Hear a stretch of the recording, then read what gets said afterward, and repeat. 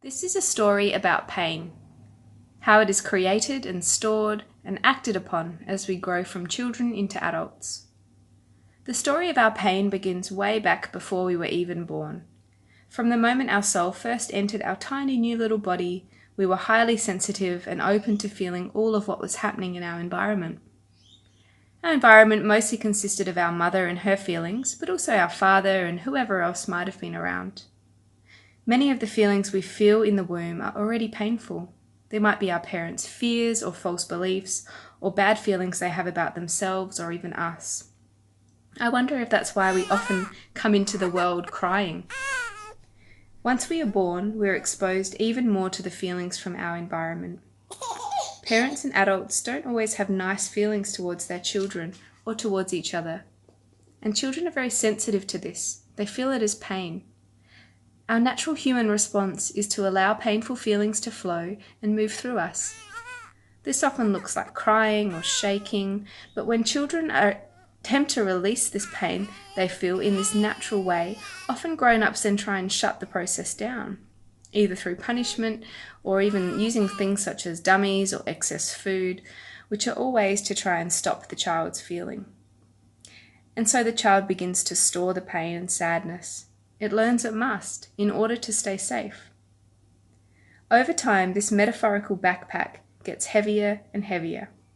So many feelings inside that haven't been felt. And adults often reward children for not feeling how they really feel and letting their emotions show by being truthful. Or they say things like, "I'll give you this lolly if you stop crying."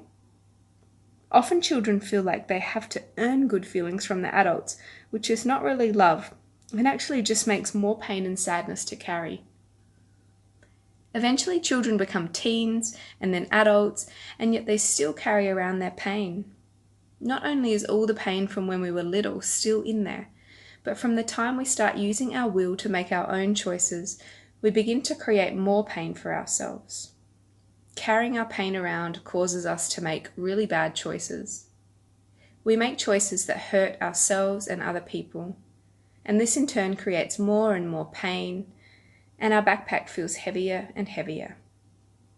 In this place, we often choose to use all sorts of things to distract us from our feelings. Some things that I've used include alcohol, drugs, entertainment, relationships, food, travel, careers. All these things were just used in order to try and mask how I really felt. Let's take an intimate relationship for an example. I might meet someone who, of course, has their own backpack of stored pain. Maybe there is an instant attraction. I might feel like this is the one. But it's possible that what I'm really feeling is that this guy will help me to avoid my pain in some way. He might make me feel loved and safe, when really the pain in my backpack is telling me I feel unloved and unsafe. But this quick fix feels preferable to feeling how I really feel, especially when we've been taught from a young age that it's terrible and terrifying to feel pain. But in our relationships, it doesn't take long for the honeymoon period to wear off. Our pain backpack hasn't left us. We often hurt badly the people we say we care about the most. We use our pain against them, or we feel people are hurting us, when in fact maybe they're just unintentionally exposing to us the feelings that are already there. When we don't want to be responsible for our pain, I've learnt we'll often blame others, we'll minimize or justify our behaviors, we'll excuse our hurtful actions, or we'll just deny it all even exists. Nothing will change, and in fact things will only get worse, until we stop and take a look at what's inside. The truth is that every bit of stored pain that we didn't feel as it happened will need to be felt if we want to heal and become truly happy.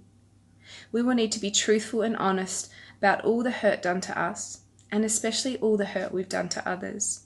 This will be painful, but I've heard it described as though we're currently living with festering splinters causing long-term suffering.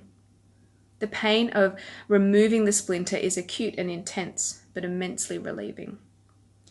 I'm discovering there will be all sorts of feelings and beliefs we'll need to feel through. Anger, rage, grief, fear, terror, resistance, but they're all just feelings, and we'll need to have courage. We don't have to go through this alone.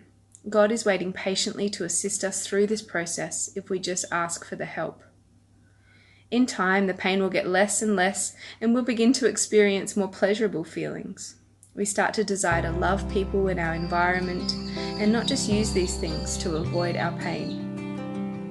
The truth is that we are designed to feel and to heal. Our hearts don't have to stay broken.